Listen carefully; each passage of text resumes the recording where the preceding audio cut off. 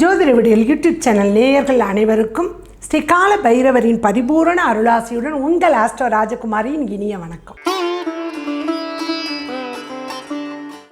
இன்னைக்கு நம்ம மிக விசேஷமாக நினைத்ததை சாதிக்க உதவும் நேரம். நல்லதை நினைப்போம், நல்லதை விதைப்போம். சரிங்களா?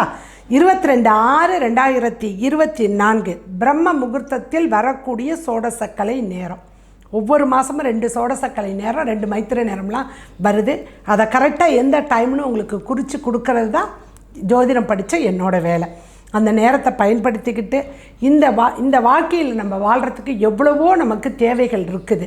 அதை நல்ல தேவைகளாக நம்ம நினச்சி நல்ல எண்ணத்தோடு நம்ம பிரம்மா, மகாவிஷ்ணு, சிவபெருமான் 3 பேரும் இணைந்து திருமூர்த்திகளாக அருள் பாலிக்கக்கூடிய 5 சொடுக்கு நேரத்தில் நம்ம அந்த திருமூர்த்தியை வழிபாடு செய்யும் பொழுது கண்டிப்பாக நினைத்தது நிறைவேறும். மகான்களும் முனிவர்களும் ரிஷிகளும் வேண்டி வணங்கிய நேரத்தை அகத்திய மாமுனிவர் நமக்கு கொடுத்துட்டு போன நேரத்தை நம்ம பயன்படுத்திக்குவோம். இது நிறைய மார்வாடிசம் நார்த் இந்தியாவில் பார்த்தீங்க அப்படின்னா இந்த நேரத்தில் தான் மகாலட்சுமி, லக்ஷ்மி குபேர பூஜைகள் இவையெல்லாம் நடக்கும். ஏன்னா அவங்களுக்கு அந்த பிஸ்னஸ் இதுக்கெல்லாம் பார்த்தீங்க அப்படின்னா அவர்கள் இந்த வழிபாட்டு, ஏன்னா அவங்களுக்கு வியாபாரம் தான் அவங்களுடைய மூலாதாரம். ஸோ அதற்காக அவர்கள் ஒவ்வொரு மாதமும் வரக்கூடிய இந்த 2 சோடசக்கலை வளர்பிறை தேய்பிறையில் வரக்கூடிய இந்த சோடசக்கலை நேரத்தை பயன்படுத்திக்கிறாங்க. சோடச அப்படின்னா 16, கலை என்றால் திதி. 15 திதி உங்கள் எல்லாருக்கும் தெரியும். இதில் இந்த பௌர்ணமி முடிய 1 மணி நேரம், பிரதம ஆரம்பித்து 1 மணி நேரம், இந்த 2 மணி நேரத்துக்குள்ளார 5 சொடுக்கு நேரத்தில் திருமூர்த்திகள் அருள் பாலிக்கிற நேரம் இந்த சோடசக்கலை நேரம். சரிங்களா? சரி, அப்போ என்ன ஆகும் அப்படின்னா இந்த பூமியில் கிரக கதிர்கள் நிறைய இங்கே நம்ம ஆக்குப்பை பண்ணும் நம்ம உடம்புல. அப்போ நம்ம ஒரு மாதிரி, அதாவது நம்ம உத்வேகத்தோடு ஓடுவோம் பார்த்தீங்களா, அந்த மாதிரி நம்மளுடைய உடல் இயக்கம் நம்ம சும்மா உட்காந்துருந்தால் வேகமாக இயங்கிக்கிட்டு இருக்கும். ஸோ இதை மாதிரி இருக்கக்கூடிய இந்த வேலையில் எந்த ஒரு பாதிப்பும் வராமல் நம்ம மனசை எதுலையாவது ஒன்றில் நம்ம லயிக்க வைக்கணும். அப்படி இறைவன் பால் அந்த பக்தி வச்சோம் அப்படின்னா இந்த உடல் இயக்கத்தை அப்படியே இழுத்து பிடிச்சி அந்த வேகத்தை வேகமாக உனக்குள்ளே தள்ளணும். அப்படின்னா பைப்பை திறந்துட்டா எப்படி வேகமாக தண்ணி வருமோ, அணையை திறந்தால் எப்படி தண்ணி வேகமாக வருமோ, அது மாதிரி இந்த மனசை கட்டுப்படுத்தி இறைவன் பால் நமக்கு இருக்கும் பொழுது வேகமாக இறைவனை போய் சரணாகதி அடையும். அதுதான் ரொம்ப பாசி யோகத்தில் இருக்கக்கூடிய மிக சிறப்பு.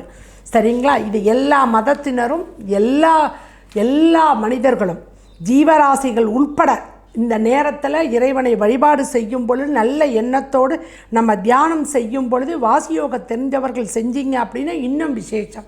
அப்படி வழிபாடு செய்தவர்கள் என்றால் கண்டிப்பாக பிள்ளைங்க படிக்கணுமா, இல்லை பிள்ளைகளுக்கு பிறக்கணுமா, இல்லை அதுங்க நல்ல வேலை கிடைக்கணுமா, இல்லை 10th +2 நல்ல மார்க் வாங்கணுமா, நல்ல காலேஜ் கிடைக்கணுமா, பிள்ளைங்களுக்கு நல்ல திருமணம் நடைபெறணுமா, வெளிநாட்டு படியில் போய் படிக்கணுமா, வெளிநாட்டில் வேலை கிடைக்கணுமா, வீடு கட்டணுமா, கார் வாங்கணுமா, வண்டி வாங்கணும், எல்லா இதுகளையும் இந்த நேரத்தில் நம்ம செய்யும் பொழுது கேட்கலாம். நம்ம இந்த நேரத்தில் நம்ம வழிபாடு செய்யும் பொழுது பணம் கூரையை பொத்திக்கிட்டு கொட்டுமா? கொட்டாது.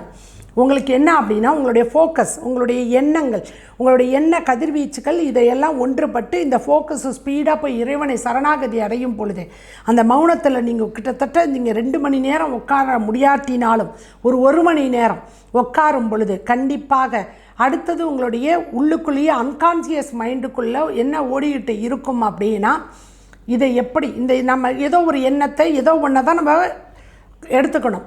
அப்போ இதை எடுத்துக்கிட்டு நம்ம அதைப்படி நடக்கணும் அப்படின்னு தான் அந்த ஒரே ஒரு வேண்டுதலை மட்டும் நம்ம வைக்கணும், சங்கல்பம் எடுத்துக்கணும். அப்படி எடுத்துக்கிட்டு நம்ம உட்காரும் பொழுது அப்போ என்ன ஆகும், இந்த கிட்டத்தட்ட இந்த 1 மணி நேரம் இந்த ஓட்டங்கள் மூளை எல்லாம் உங்கள் உள்ளுக்குள்ளே இருக்கக்கூடிய சின்ன சின்ன செல்களுக்குள்ளேயெல்லாம் நீங்கள் நினைக்கிறது ஓடிக்கிட்டே இருக்குமானா அதற்கு எப்படி வடிவமைக்கிறதுங்கன்னு அடுத்தது முதல்ல அதை ஓட வைக்கிறீங்க. அடுத்தது அது எப்படி செயல்படணும்னு திட்டம் தீட்டுவதற்கு உங்கள் எண்ணம் போய் அதில் ஒரு மாதிரி குவிஞ்சி அந்த எண்ணம் அதில் போய் உட்காரும். அப்போ நிறைய டைரக்ஷன் கிடைக்கும், இப்படி செய்யலாம் இப்படி செய்யலாம் இப்படி செய்யலான்னு கிடைக்கும்.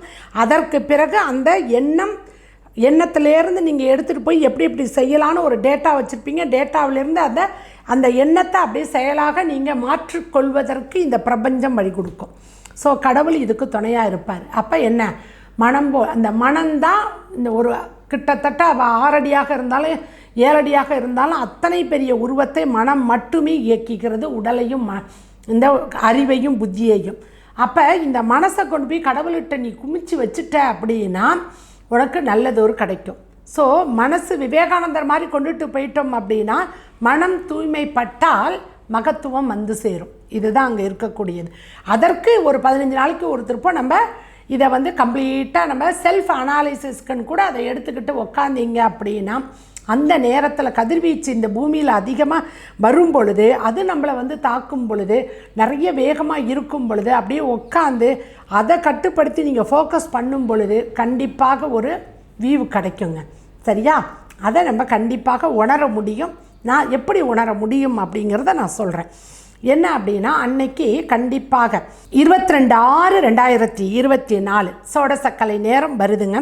காலையில் பிரம்ம முகூர்த்தத்தில் காலையில் 5:38 7:38 வரைக்கும் இருக்குது. பிரம்ம முகூர்த்தத்திலே ஆரம்பிச்சிருங்க. ஏன்னா பிரம்ம முகூர்த்தத்தில் நான் முன்னோர்களுடைய ஆசீர்வாதமும் கிட்டும், கண்டிப்பாக பிரம்மனினுடைய ஆசீர்வாதமும் கிட்டும். அதுதான் இந்த பிரபஞ்சம் நமக்கு கொடுக்குது. சூரியன் உதயமாவறதுக்கு முன்னாடி இருக்கக்கூடிய இந்த பிரம்ம முகூர்த்தம் என்பது ரொம்ப விசேஷம். அந்த நேரத்தில் ஓசோன்லேருந்து வரக்கூடிய அந்த காற்றுகளும் ரொம்ப நல்ல ஒரு தூய்மையாக வரும். சரிங்களா? அப்போ நமக்கு மனசு ரொம்ப லேசாக இருக்கும்.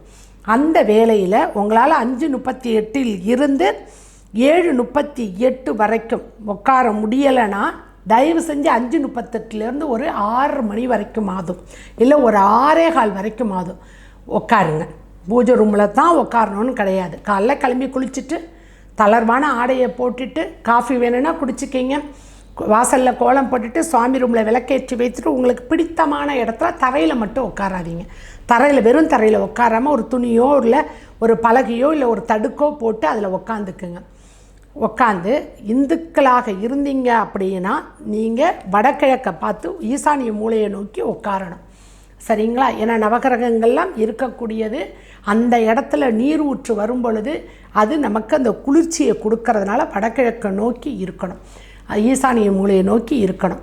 ஏன்னா ஈசனுக்கு உரியது அந்த இடம் என்பதனால் அதை பார்த்து உட்காந்து நீங்கள் மனசால் ஒரு கோரிக்கையை வைத்து நீங்கள் வழிபாடு செய்யுங்க. சரிங்களா? அப்படி வழிபாடு செய்யும் பொழுது கண்டிப்பாக யாருக்கெல்லாம் குலதெய்வத்துடைய இது தெரியுதோ அவங்க குலதெய்வத்தை வேண்டலாம், இஷ்ட தெய்வத்தை வேண்டலாம், திருமூர்த்திகளையும் வேண்டலாம். இந்த நேரத்தில் 3 வரி ரொம்ப சிம்பிளாக அகத்திய மாமுனிவர் அருளிய இந்த சோடசக்கலை நேரத்துக்குன்னு உரிய மந்திரம் ஓம் ரிங் சிவ சிவ, ஓம் ரிங் அங் உங், ஓம் ஸ்ரீ க்ரீம் ஸ்டீம் அப்படிங்கிற மந்திரத்தை சொல்லுங்கள். இது இந்த வீடியோவில் வரும். சரிங்களா? கவலைப்படாதீங்க. இதை மற்ற மதத்தினரும் சொல்லலாம் உங்கள் மனசு ஒப்புனுதுன்னா. சரிங்களா? கம்பல்ஷன் கிடையாது. அவரவர் தெய்வத்தை வணங்குங்க அந்த வேளையில்.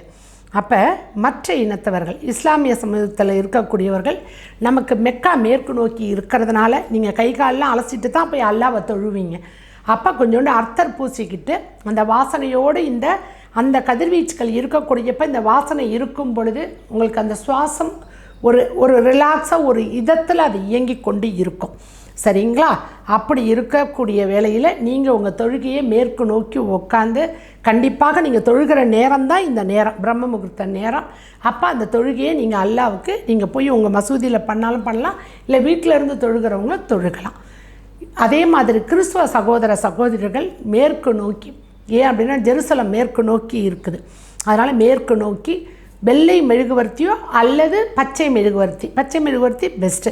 அந்த மெழுகுவர்த்தியை ஏற்றி வைத்து நீங்கள் வழிபாடு செய்யும் பொழுது கண்டிப்பாக உங்களுடைய ஜபத்துக்கு அன்னை மேரியாக இருக்கட்டும் இல்லை இயேசு கிறிஸ்துவாக இருக்கட்டும் உங்களுக்கு அருள் பாலிப்பாங்க. சரிங்களா? நீங்களும் மேற்கு திசையை நோக்கி உட்காந்து முழங்கால் ஒன்று சொல்லுவாங்க, மனிதனால் முடியாதது உங்கள் முழங்கால் மண்டியிட்டு நீங்கள் வணங்கும் பொழுது அந்த ஜபத்தினால் நடக்கும். அதுக்கு இறைவன் அருள் பாலிப்பார். சரிங்களா? இதில் என்ன விசேஷம்னா ஆஞ்சநேயர் சரஸ்வதிக்கு உரிய மூல நட்சத்திரத்தன்னைக்கு இது வருது, சனிக்கிழமை வருது. நம்ம இந்த கர்மாவையெல்லாம் கழிக்கக்கூடிய கிழமையில் மூல நட்சத்திரம் வந்தால் ரொம்ப விசேஷம். இது ரெண்டும் இணைந்து வரக்கூடிய இந்த பிரம்ம முகூர்த்த நேரம். அப்போ 3 விசேஷம். கர்மக்காரகன் சனிக்கு உரிய கிழமை, பிரம்ம முகூர்த்த நேரம், ஆஞ்சநேயர் சரஸ்வதி நட்சத்திரத்துக்கு உரிய மூல நட்சத்திர நாளில் வரக்கூடிய இந்த சோடச கலை, நீங்கள் நினைத்தது நல்லதை நினைங்க, நல்லதை விதைங்க. சரிங்களா? நினைத்து நீங்கள் திருமூர்த்திகளையோ அல்லாவையோ இயேசு கிறிஸ்துவையோ இல்லை புத்தரையோ இல்லை கௌமாரம் இருக்கக்கூடியவர்கள் முருகப்பெருமானையோ நீங்கள் வழிபாடு செய்யும் பொழுது, விநாயகப் பெருமானையோ குலதெய்வமோ இஷ்ட தெய்வத்தையோ வழிபாடு செய்யும் பொழுது கண்டிப்பாக இந்த பிரபஞ்சத்தில் இருக்கக்கூடிய அத்தனை தெய்வங்களும் அவரவர் வேண்டுதலுக்கு வந்து உங்களுக்கு ஆசியை வழங்குவாங்க. சரிங்களா? அடுத்த ஒரு நல்ல பதிவில் உங்களை சந்திக்கிறேன். நன்றி, வணக்கம்.